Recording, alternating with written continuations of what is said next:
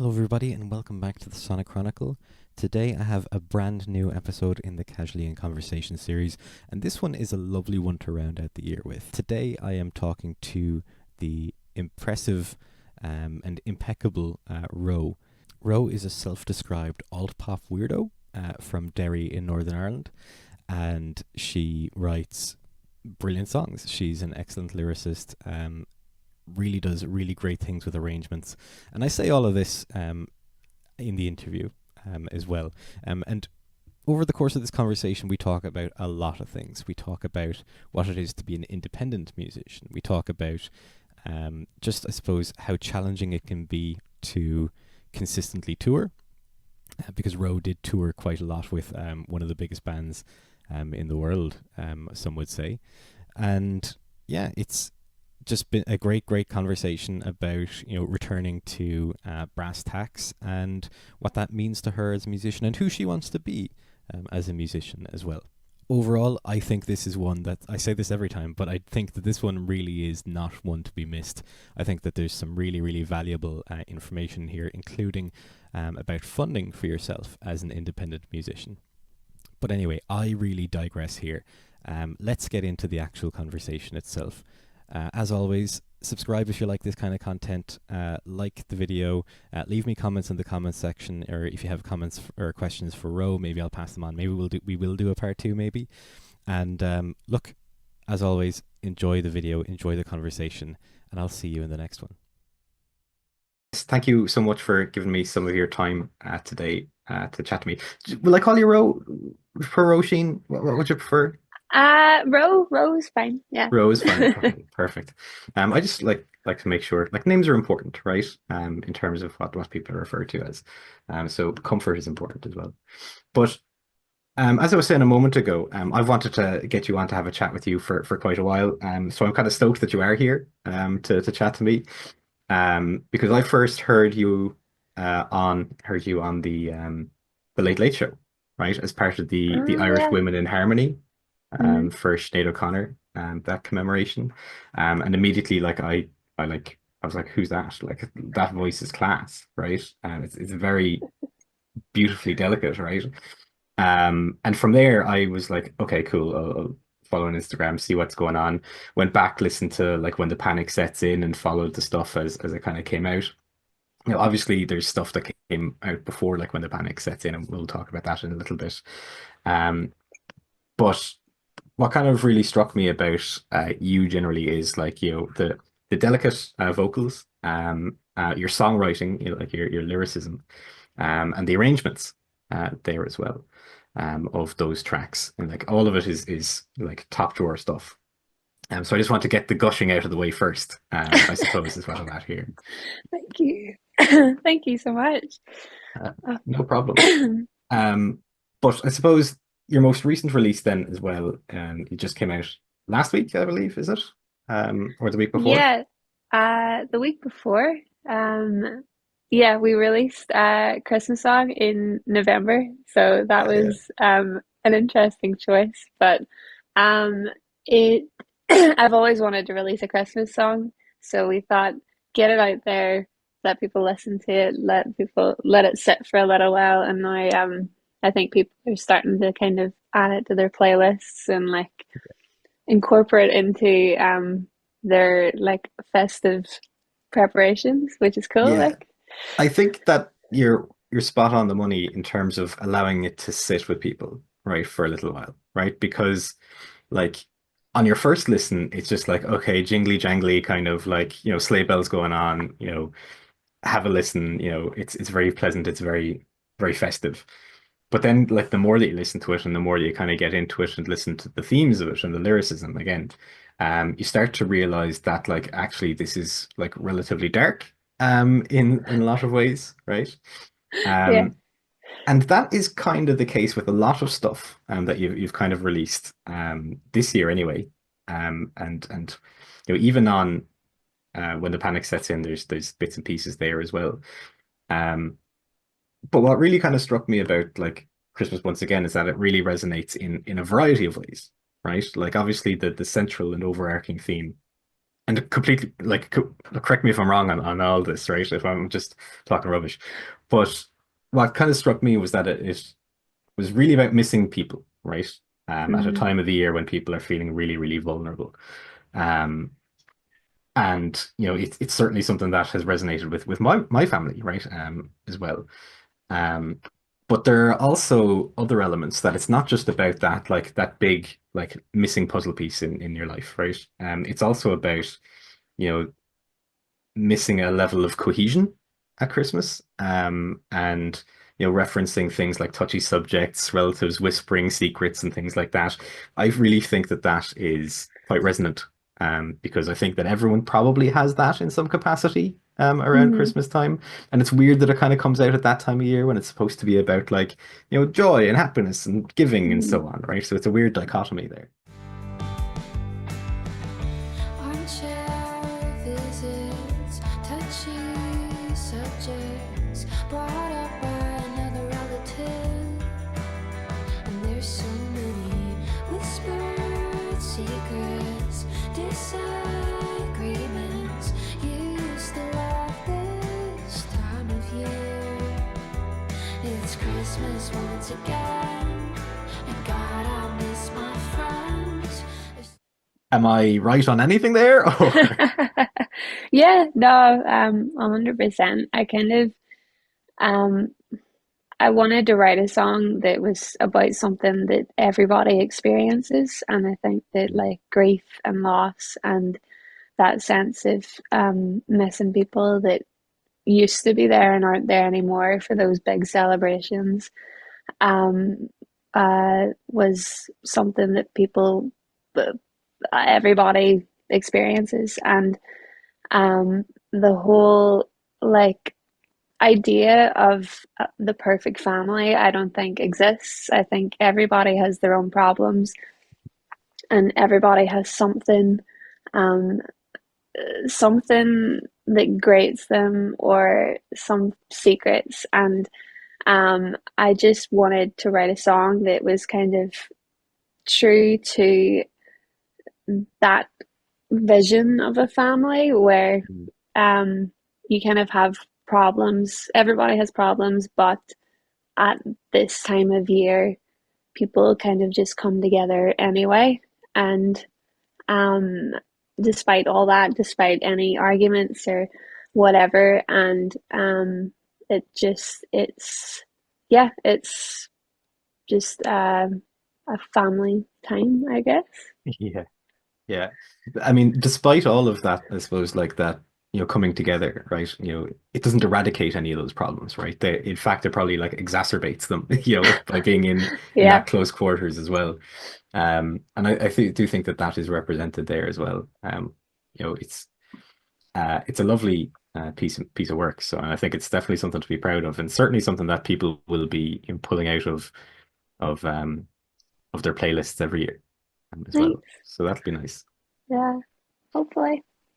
Um, I noticed as well, in terms of this particular song, in terms of the credits, that this one was produced by, or at least was credited as being produced by Liam Craig rather than Tommy McLaughlin. Yeah. Um, is there a reason for that, or was Tommy involved in this one, or what's the situation there? So we had the best time recording with Tommy for everything up until this point. Um, and as an artist, it's just so expensive to go down and record in a studio all of the time. 100%. So for this one, me and Liam kind of knew what avenue we wanted to go down. So between ourselves, we kind of went back to um the very start of my career where it's us bouncing between his house and my house and just ideas off of each other and recording in that way where it's totally like um totally home studio, like it was Mhm. done in my living room, Yeah, yeah. all the vocals and guitar and everything. So I kind of thought that for this song that was the vibe, I wanted it to be recorded somewhere that felt like home, and that was what we did. But for any future stuff, I'll definitely be going back down to Tommy because, Yeah, yeah. like, any chance I get, I just want to be down in Attica. It's like a dream studio. Really? Yeah, it's like a spaceship in the hills of Donegal. And Tommy's so great at what he does. So, um, yeah, it was just like it was it for this song. It just felt right to record here in Derry, I guess. Yeah. Yeah. Um, funny enough, like I didn't know that it was recorded in Donegal. My wife will be delighted because she is from Donegal, and people who are from Donegal love being from Donegal. Hmm. So that'll be great for her to hear. Um, how did you get involved with Tommy? Like, did he reach out to you, or did you reach out to him? Because obviously he's been part of Villagers, at one time or another. I don't know if he still is. But was that a situation where you have done enough work that you were recognized by him, and he reached out to you and was like, "Hey, I really like your sound. Let's have a chat. Let's get some production together," or did you reach out to him, or how did that come about? So the way it worked was that a few years ago, when I knew that I wanted to record the album, we ended up getting funding from the Arts Council up here. Oh, brilliant. And because of that, I knew I wanted to go big. Like, I wanted Hmm. to have the whole studio experience because I'd never really had that before. Hmm. Um, and I know Tommy from the Villagers stuff and Pillow Queens and Silk, and Right. he just like he's produced a lot of artists that I really look up to. Hmm. Um, and he can get the sound that I knew that I wanted for the album. So it was us that reached out to him because we just really, really wanted to work with him. Yeah. And thank God he said yes. Yeah. Well, um, because it was an absolute dream. Yeah. yeah, that's brilliant. I didn't know that he worked with Pillow Queens and Soak. Like in particular, I love Soak's work. I think Soak is a brilliant artist. Yeah. You know. Um, Yeah, he does a lot of Irish acts like Alvaretti as well. oh. Um, he's great, like so good. It definitely comes across like in the production of like all the stuff that he has been involved in. Um, because he worked on a bunch of the stuff this year as well, right? In terms of Caravan, Autopilot, Cinema even, as well. Is that right? Yeah, so he did that whole universe this year as well. I knew I wanted to go back to releasing singles, and we kind of just spent a couple of weeks picking and choosing songs that I wanted to come out this year and felt cohesive, and got them all ready, ready to go for the start of the year. So yeah, we went back down to Attica for that as well. So does that mean that there's a bunch of stuff that has already been recorded that hasn't been released yet that is going to be coming out over the coming months? Possibly nothing, Okay. um, nothing set in stone, but and nothing is like professionally recorded yet. But Okay. there are songs there, and I am very, very excited for people to hear them. So. Very good. I won't ask you to disclose anything more than you're comfortable with. That's fine. But look, you said there as well that you wanted to get back to releasing singles, and you released five this year, right?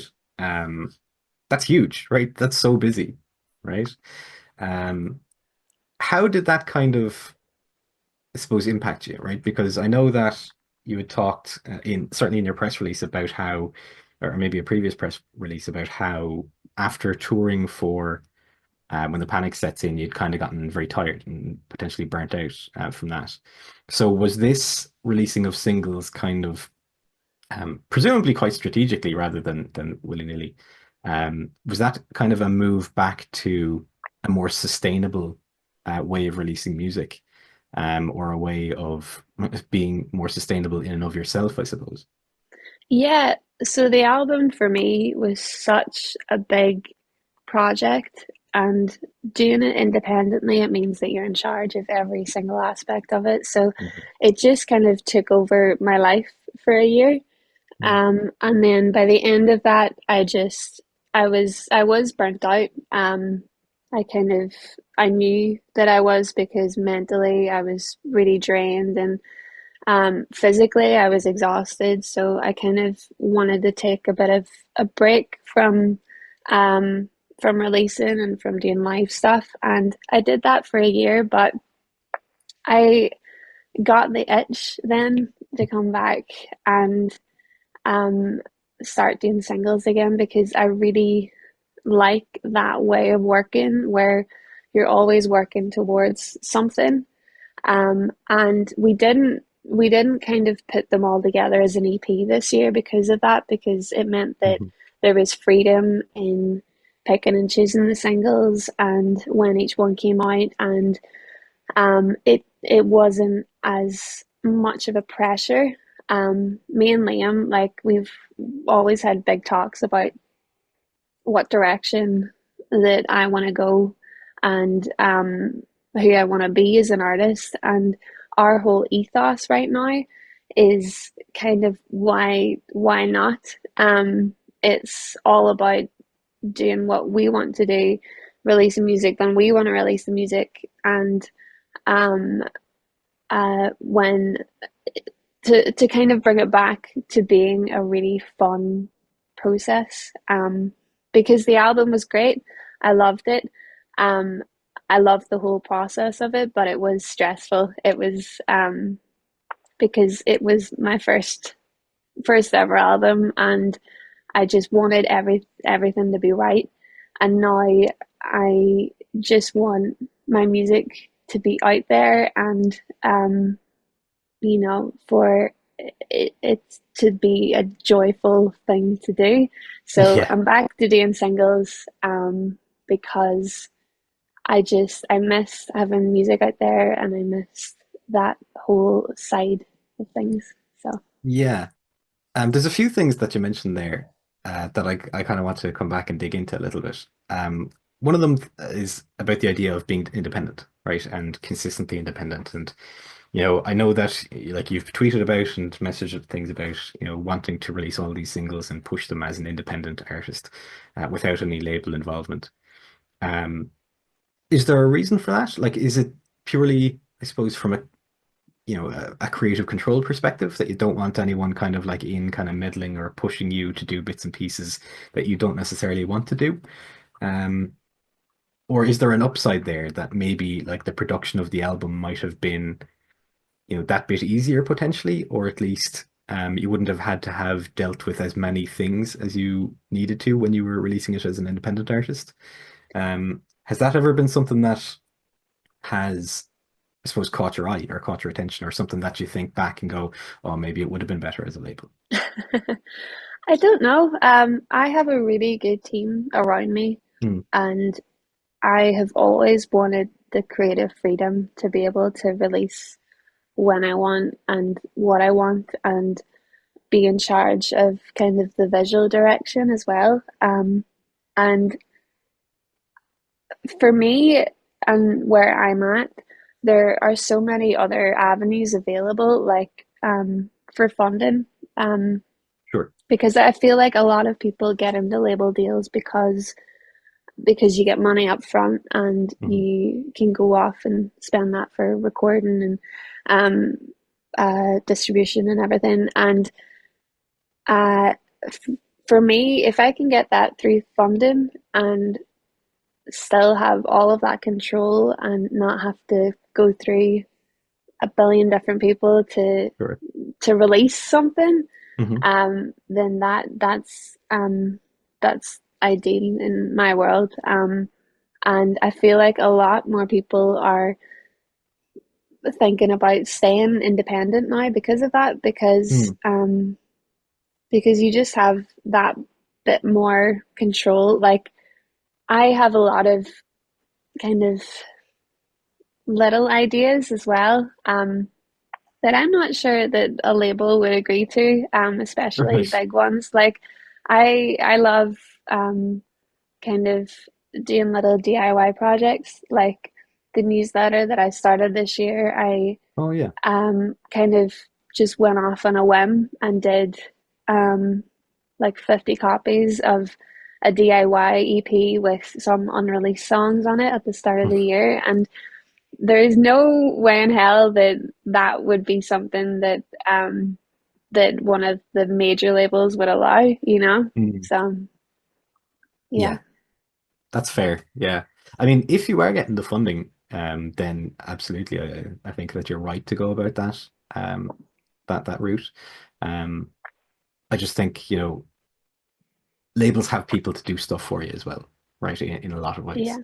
Yeah. That could take like some mental bandwidth from you. Um, so there are pros and cons, I suppose, Yeah. is what I'm getting at.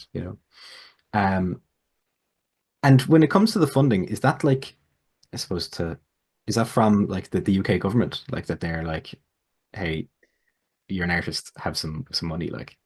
Yeah, so we're in a really unique situation here in Northern Ireland because Mm. we can apply to both UK funding and Irish Oh, funding. of course, yeah. Um, so I mean, I would always say to people, just apply. It doesn't matter if you don't get it, just keep applying and take on board whatever criticism that the Arts Council or Help Musicians or whoever it is that you're applying to, Mhm. take it on board and just keep applying because um, they it's such a great way of being able to do the projects that you want to do without completely financially straining yourself. And I know a lot of the people that work at like the Help Musicians charity now and the Arts Council and Music from Ireland, and they're all lovely. So like for any artists that do want to apply, but are scared or not sure about the applications or whatever, I would like really encourage them to just reach out to whoever they're applying to for advice because it's like they're there to help. That's what those charities are there for, is to Sure. um help get the projects done or whatever vision that you have. So I I'm a huge advocate um for funding, and it's really really helped me throughout my career over the past 8 years. So yeah. Yeah. Um, that is great advice. Because even myself, like looking at like the costs of making an album, like for me, I'm looking at like even for a local studio, like not a massive one or anything, but some pedigree behind it. I'm looking at like 4.5, 5 grand just to cut the album. Yeah, So it's an expensive endeavor, is this music making. it really is. And like you don't get much back from it. Um, yeah. Well, not necessarily. No. But yeah. Inner peace, you get, Inner yeah, peace. you get, Yeah. yeah, that's Yeah. what I you mean, get. I was Uh, talking to a lady, Nolene Keane, on this show a while back. And she's a brilliant songwriter from Galway. And she's like, the music is therapy, and that's what I get from it. I'm like, okay, yeah, I get it. I understand that. yeah, Another thing that you mentioned there a moment ago about working with Liam, and this was the conversations that you have, was who do you want to be as an artist, right? And that's a big conversation, right? Um, who do you want to be as an artist? it is. It's such a big and ever evolving question. Because I don't think that my vision for myself is the same as what it was when I initially started. For me, I just want to be an artist who is honest and kind of has a meaningful connection with the people that listen to my music. I The reason that I write is so that I kind of get my thoughts down on a page, so they're not swimming about my head. And Yeah, um, if I can release music that people relate to and that makes people feel a little less alone or a little more understood, then that's my goal. And I'll keep releasing music that works that way because I do it for the love of it. that's why I'm independent as well, because I just want to do my own thing and kind of not really follow specific strategies or plans anymore. I just want to have music out there, have conversations with people, and kind of bring a little more positivity through music, because I feel like at the minute, even chatting to a lot of musicians, people feel really negative about the state of the whole industry at the minute. And I know Kate Nash is on a mission at the minute to change Yeah, I that, saw that. because Yeah, because I mean it is in it's in dire straits, especially the live the live scene. and Yeah. this the live scene at the minute. So for me, I just kind of want to create a safe space, I guess. And I love doing that through shows. I've kind of been doing a lot more intimate acoustic shows because of that, because it's nice kind of having the conversations with people afterwards and hearing their Mm. stories, and um, kind of just giving a little more insight into the way that I write, and what it takes to be an artist at the minute. So I just want to play music because I like playing music. And how is that different from when you started then? Whenever I started, I kind of blew up straight away. I had Right. maybe one single out, and then I was playing Glastonbury. So This is mental, it, right? yeah, it was crazy. And then following that, it was just a couple of years of relentless gigs and touring, and then COVID hit and all of that disappeared.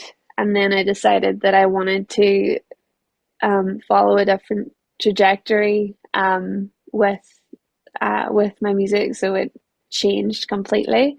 Mhm. And I guess when I was starting out, I thought that that constant push, that constant like gigs would be it forever.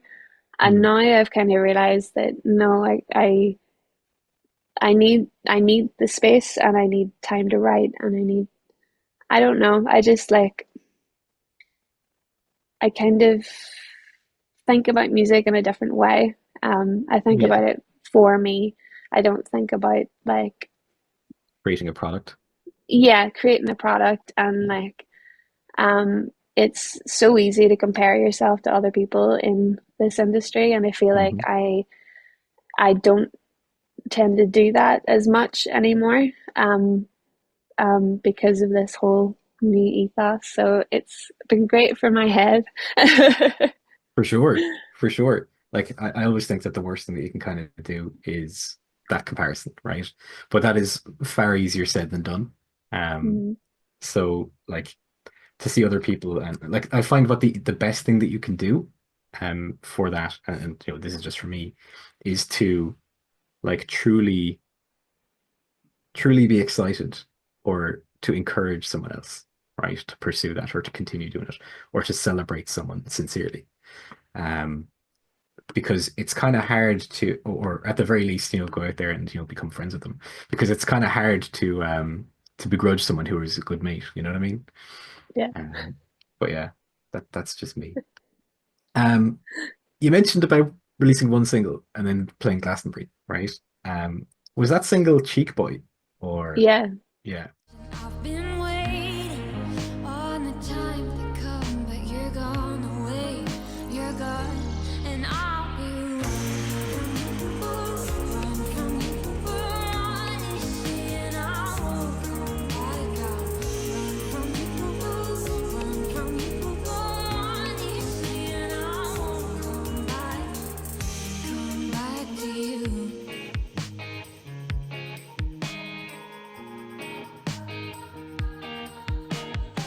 Cutting corners, walk the other way from everything you held so dear. It's a good single. It's good. Cheers. It's a good song. Like despite the different ethos, right? It's still a very, very sophisticated, very well put together song. Um, in a lot of ways. Like in your press release, you say that you've been carving a path through the music industry since you appeared on Glastonbury's BBC introducing stage, aged just 18, right? Which is crazy, right? Um, so you finished your A levels, presumably, right? Or maybe you didn't. I I don't know. didn't do A levels. You Yeah, didn't do A I levels, okay? no. You just went and you were like, I'm going to release the single, I'm going to play Glastonbury, and then I'm going to go on tour with Snow Patrol across the world. That was my plan all along. Just Yeah, yeah. Um, that's mental, right? So you released that single. Who did it get picked up by? Presumably BBC. yeah, so it went through across the line up here. Okay. That program, and they pitched it, and BBC introducing whoever was curating the stage picked up on it. So it was crazy. It was a very, very crazy time. And then after that, at some stage, 2FM Rising picked you up and did the Set the Fire to the Third Bar piece after that? Yeah, yeah. It all kind of just snowballed into one another. There was always something Yeah. going on, and it was because I was constantly releasing music as well. Like Hmm. I didn't take a break, and I think that kind of burnout after the album was a long time coming. I think Hmm. that's why it took me a year to kind of come back around to Yeah, myself for sure. um after all that. So yeah, Yeah. Like burnout isn't a thing that just happens, you know? no. It's a very slow build, right? Um, yeah, that's wild. Like you basically had a career over the course of 2 years. You know what I mean? Like mental. Um, and I suppose a quick one. What are Snow Patrol like? Are they nice? Oh, they're so sound. Honestly, them and their whole team are such amazing people. I Mm, have never felt so at home right. somewhere where I felt so out of place. Like I have never done shows that big in my life, and to be able to kind of go up on those stages knowing that there's a team there and there's a band on that scale that support you and just want you to do well is something incredible. Like Yeah. it was amazing. Like I have no notes, no no scandal, because like Oh, I wasn't asking they're for gotchas, you yeah, know? Just they're just such lovely people. hmm, And they really care. Gary especially really cares about the local scene. hmm, And he just wants kind of to shine a light on the music that's created here, because there's so much incredible stuff, like there so sure good. is. Yeah.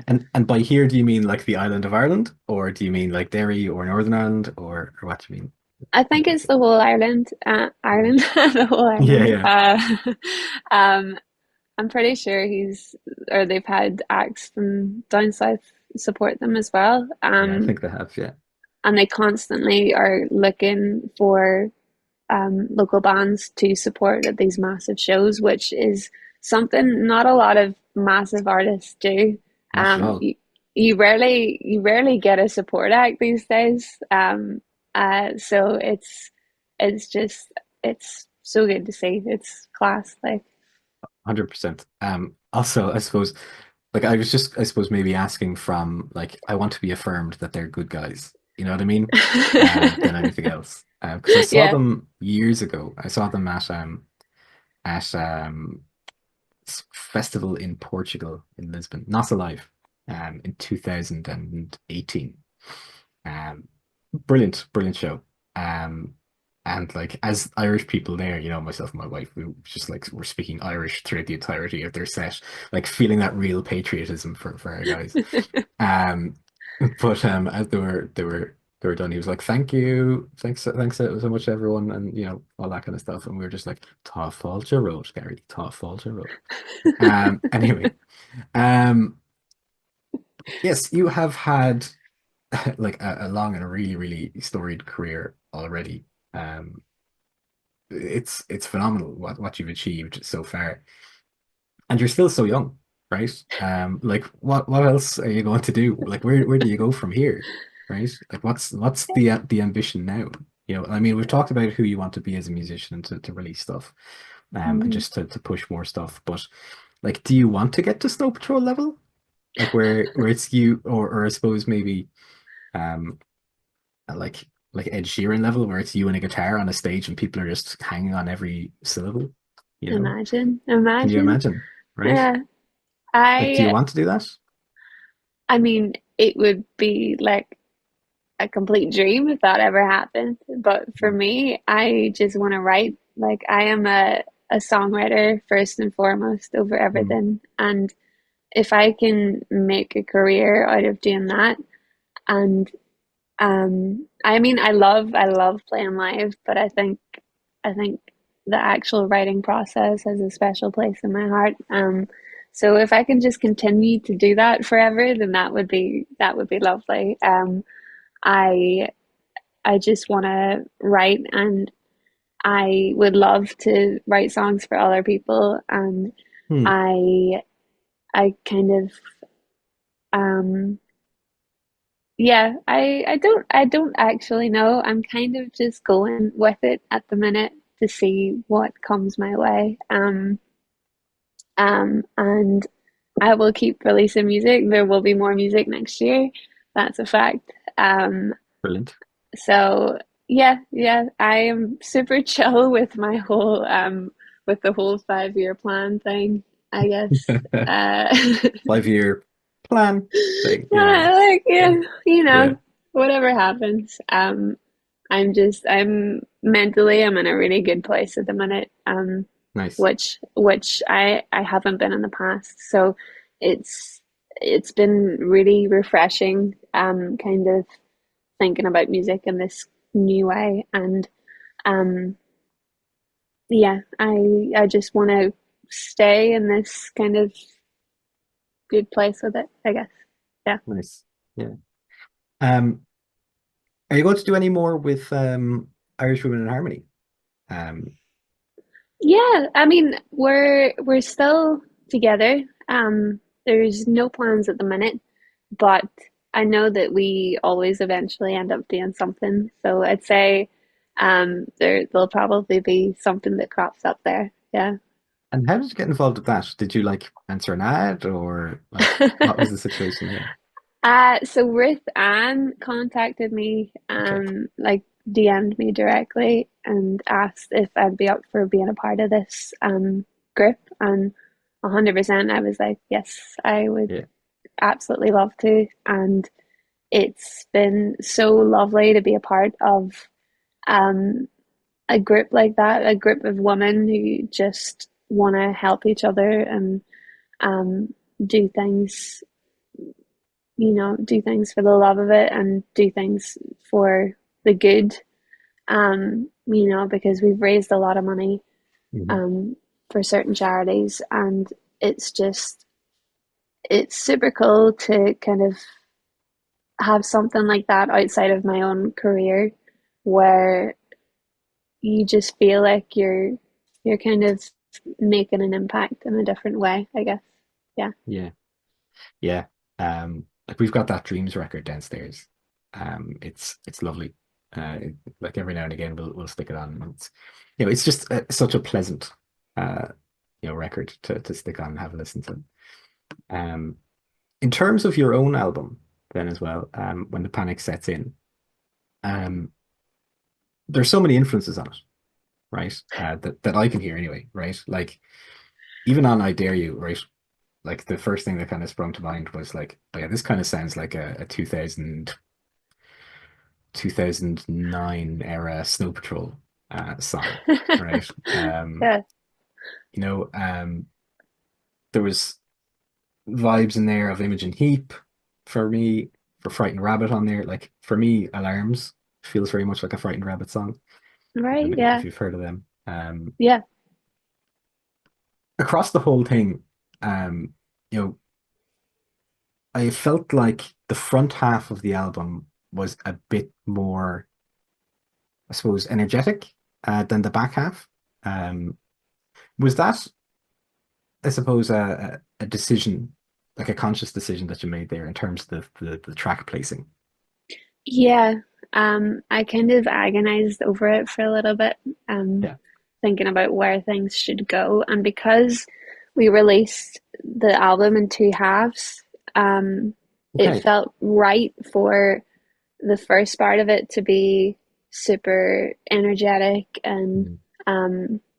um, upfront, and then the back half to be a little bit slower and piano-y and Mhm. uh, all of the kind of ballady stuff went in there. So it was, yeah, it was a conscious decision, and um, it took a while to kind of figure out where everything was going to go with it. Um, Yeah, yeah, that's I didn't know that it was released in two parts, but now that you mention it, it does make a lot of sense, right? yeah. Um, why did you release it in two parts? uh, because because we wanted to um, give each song its own kind of place in the world. And by releasing it that way, it meant that we could have, I think it was four different singles on each side. Mm. So, um, so it meant that like the songs on the album got a little had a little more impact because of that, because of the singles. And um, I kind of wanted to release it in a different way. I think I was listening to a lot of Oh Wonder whenever we were doing the release plan, and they did something really weird with their album and Okay. released a single off of it, like every month until the album was finished. So they released every single song as a single, Right. and I'd never heard of anybody doing that before. And I think an album is it's such a endeavor, like, and you want people to listen to it. You want people to hear every song, Sure. and um, it's difficult now because you kind of think, oh, are people actually going to listen to the full thing? Because you're so used to hearing music in little snippets and on different playlists. So, um, it just, I just wanted it to have its moment, I guess. Yeah. What you're saying makes a lot of sense. And maybe I'll just continue to release EPs, and I'll never release an album, you know? Um, yeah, yeah, that makes a lot of sense. Um, funnily enough, like the way you spoke about A Wonder there, there's a band called Crim out there who are kind of like a hard rock, like metal band. And they have said that they are never going to release another album, but they release a single every month. Right? Every month there's a new Cream single out by clockwork. And that's like, first of all, I'm like, how do you release a song in a month, right? Or create Yeah. a song in a month and then have it written and release it to a high standard. But so far they're doing it. So far everyone has been, a quality song. But I suppose if you have a month, right, to, well, I suppose 3 weeks or so, right, Mm. to get the writing and recording process down, then and you're only focusing on that one thing for that 3 weeks or so, then maybe it's that bit more targeted. You can spend that little bit more time. You can love it that little bit more, right? That kind of thing. Yeah. Not that you don't love all your songs equally, right? But it is what it is, right? That's Um, crazy. it's wild. It's wild. Um, we've talked a lot about your production and where you are now, and your this phrase is overused, but I think it's appropriate here, like meteoric, or like rise, right? Like you release one single and then you were playing Glastonbury. That's what I would define as meteoric, right? Um, but take it back a little bit further for me, right? Like, how did you get into music, right? Like, you've got a couple of guitars on the wall back there. Did you start with guitar, with electric guitar, or what? How did it go? E acoustic. Well, so our house, our house has always been musical, but not in the sense that everybody plays an instrument. Like, Mhm. so my dad especially would have taken me and my brothers to see a lot of the big bands. We would have seen like U2 when I was 14, or Wow. I think like Westlife, and I think Gloria Estefan was my very first big concert. Doesn't get But bigger. You know? it doesn't get bigger than that. Yeah. Yeah. So we were always around music, and there was always CDs on in the house. And my mom would always encourage us to kind of do lessons. So I started off by doing piano and cello lessons when I was in primary school, but I was horrible at actually practicing and learning for the grades. Mhm. So whenever my big brother got a guitar for Christmas, um, I kind of nabbed it off him and started to write on it. And I think that started at about 14, and I just kind of fell in love with it from there. I when I came to picking, A levels for school, I couldn't picture myself doing anything else. Mm. And the teachers at my school thought I was crazy because I wanted to do my A levels, but also do the music course in WRC, Yeah. which didn't happen because it was way too much and it was clashing or whatever. So I ended up just picking music.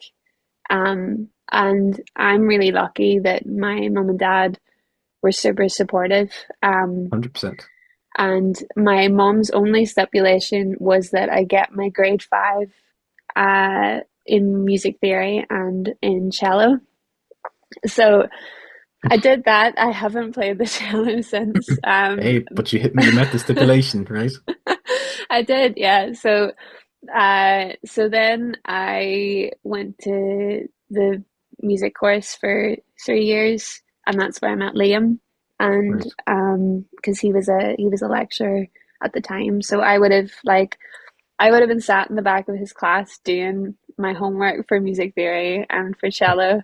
Um, and we became really good mates. And he ended up um producing all those early tracks. So like Mm. it yeah, it was just one thing after another.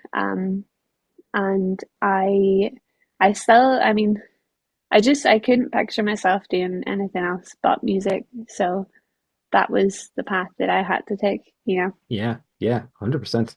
And like you had good opportunities and you took them, right? Which is not something a lot of people do, either, right? Like, um, I'm not trying to say like, if I had been afforded the opportunities, I'd be like a global superstar or anything like that, right? But the school that I went to, I'm from Limerick originally, right? From rural Limerick, right? So when I was growing up, I was like the only person in the village who cared about music, right?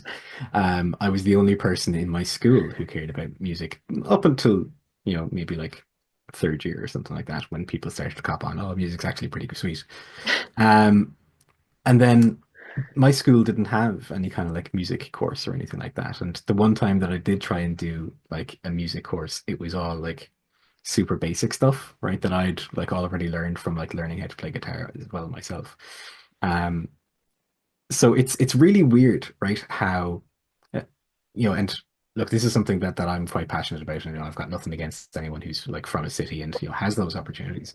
But something that I'm very much passionate about is like creating opportunities for people who are rural to have the same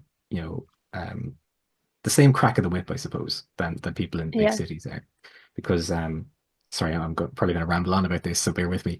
I was No. at an open mic Good. night in Limerick there a year or two. Well, sorry, it was a couple of years ago now at this point. But um, this guy showed up with his guitar, like a black guitar, like he had this great look, right, about him, right? He, you know, got up on stage and he backed up his appearance, right, in terms of his songwriting, he and his playing.